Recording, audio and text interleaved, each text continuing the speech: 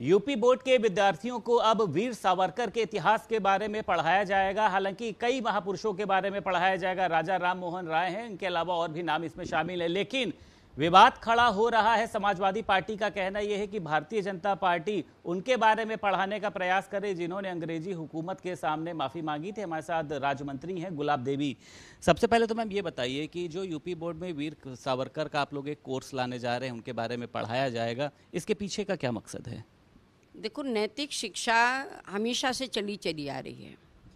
उस नैतिक शिक्षा में प्रारंभ से ही जब हम लोग पढ़ते थे तब भी हमारे पूर्वज नाम की एक पुस्तक होती थी जिसमें पूर्वजों की कहानी होती थी, जो पूर्वज हैं, और वही आधार अब एक नैतिक शिक्षा ने ले लिया है।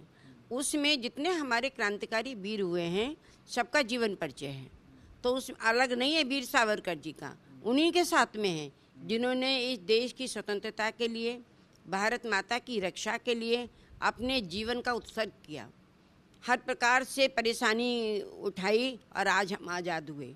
तो उनके बारे में यदि विपक्ष बौखला रहा है तो ये उसकी बौखलाहट ही है।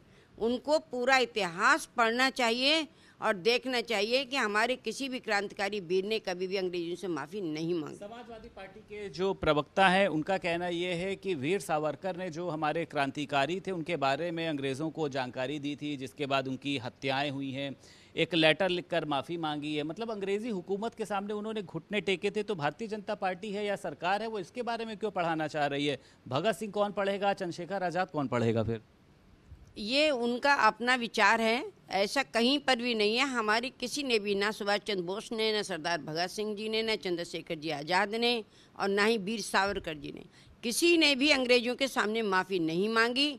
जो भी है ये असत्य है। समाजवादी पार्टी ऐसा क्यों कह रही? क्योंकि विधानसभा में भी एक बार तस्वीर लगी थी तो भी उन्होंने सवाल उठाया था कि इनकी तस्वीर वीर सावरकर की क्यों लगा। आपको लग रहा है कि इस पूरे मुद्दे पर राजनीति हो रही है, विपक्ष घेरने का प्रयास कर रहा है? मैम, ये तो विपक्ष के पास कुछ है ही नहीं, कुछ नीति नहीं, कोई सिद्धांत नहीं, कोई नियम नहीं, कोई विकास का एजेंडा नहीं, कुछ भी नहीं है उनके पास।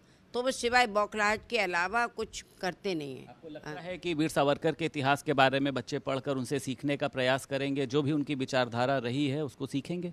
बच्चों के अंदर एक जज्बा आएगा, एक आत्मविश्वास आएगा, एक मनोबल जागृत होगा। अगर हमारे सभी वीरों के बारे में बच्चे पढ़ेंगे तो हम उनकी शिक्षा के लिए संकुचित नहीं रहने देना चाहते।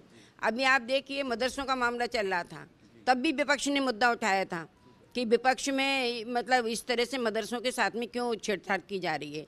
अरे ये लोग अपनी शिक्षा के लिए मुल्ला मौलवी तक सीमित रखना चाहते हैं। हम चाहते हैं कि मुस्लिम बच्चे भी डॉक्टर बने, इंजीनियर बने, वकील बने, हर एक क्षेत्र में जाएं और समाज की सेवा करें।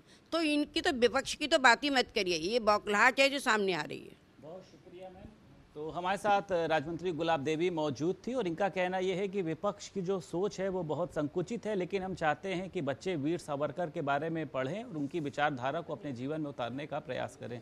लखनऊ से वीडियो जर्नलिस्ट अरविंद के साथ संदीप खेर, भारत समाचार।